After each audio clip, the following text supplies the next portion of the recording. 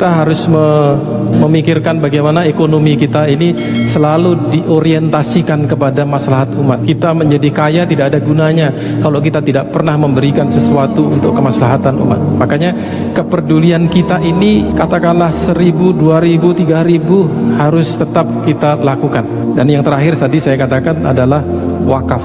Dan wakaf ini harus dikelola oleh orang yang mempunyai jiwa kreatif, ya, kreatif, jujur, berani. Umat Islam dan bangsa Indonesia hanya dapat diberdayakan jika kekuatan pendidikan, ekonomi, dan politik disinergikan untuk tujuan pertama. Ini adalah kesimpulan saya. Dan kalau kita buat skemanya, peradaban Islam harus dimulai dari tradisi keilmuan, tidak dimulai dari politik. Bahkan lembaga-lembaga pendidikan, kalau dia efektif dan efisien, dia akan bisa melahirkan komunitas-komunitas. Komunitas ini yang penting. Yang sudah pasti sedang dan akan terus lahir adalah komunitas ekonomi syariah.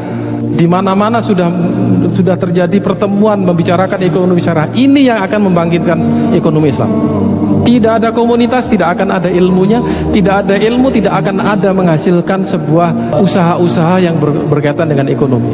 Maka perlu diciptakan komunitas ekonomi Islam, komunitas pendidikan Islam yang selalu berbicara mengenai pendidikan, komunitas sains Islam, komunitas filosof Muslim, dan disitulah akan lahir ilmu pengetahuan yang berdasarkan kepada worldview Islam. Kita mempersoalkan sekarang ini sistem politik, sistem pendidikan Islam. Kita ini tidak bisa menemukan sistem pendidikan yang bisa menghasilkan SDM yang insan kamil dan sebagainya, karena jalan ini tidak ditempuh, ya. Pendidikan tidak bermula dari konsep ilmu dan konsep pendidikan yang benar. Dia hanya buka lapak sekolah, kemudian murid datang, kemudian diajar, selesai.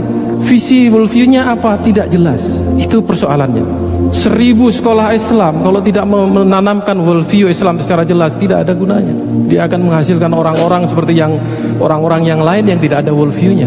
Jadi dengan adanya kegiatan keilmuan dan menghasilkan komunitas akan menghasilkan produk itu dalam bentuk buku dan teori, ya. Produk itu akan menghasilkan disiplin ilmu dan akan menghasilkan teori untuk diterapkan lagi menjadi sebuah sistem pendidikan yang dijalankan, ya. Berarti pendidikan kita ini yang berjalan hanya sebuah kegiatan yang tidak ada basis teorinya.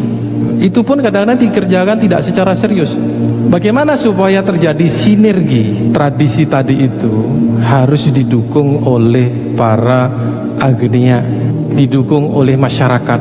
Ilmu ini kalau tidak dibicarakan, dia mati. Yang membicarakan juga bukan satu orang, 2, 3, 4, 5, 10 sampai sebanyak-banyaknya orang membicarakan ilmu itu, dan dia jadilah sebuah tradisi, dan tradisi jadi sebuah disiplin.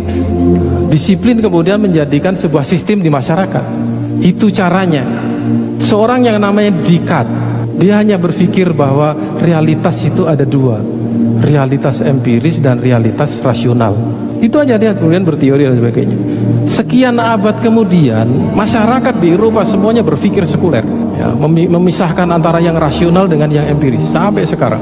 Di zaman abad pertengahan ketika Bruno Copernicus dikutuk oleh gereja, berpisahlah, ya, agama dengan sains. Dengan berpisahnya itu terjadi sebuah proses sekularisasi sains. Itu terjadi di elit gereja dan elit saintis. Sekarang masyarakatnya sudah terikut sekuler semua. Anda bisa bayangkan, dari sebuah teori, dari tokoh-tokoh turun menjadi realitas sosial. Jadi perlu waktu yang lama. Tidak bisa besok kita hari ini kumpul, besok terjadi perubahan. Itu perubahan yang tidak sustainable. Tidak mungkin kita berubah dalam waktu cepat.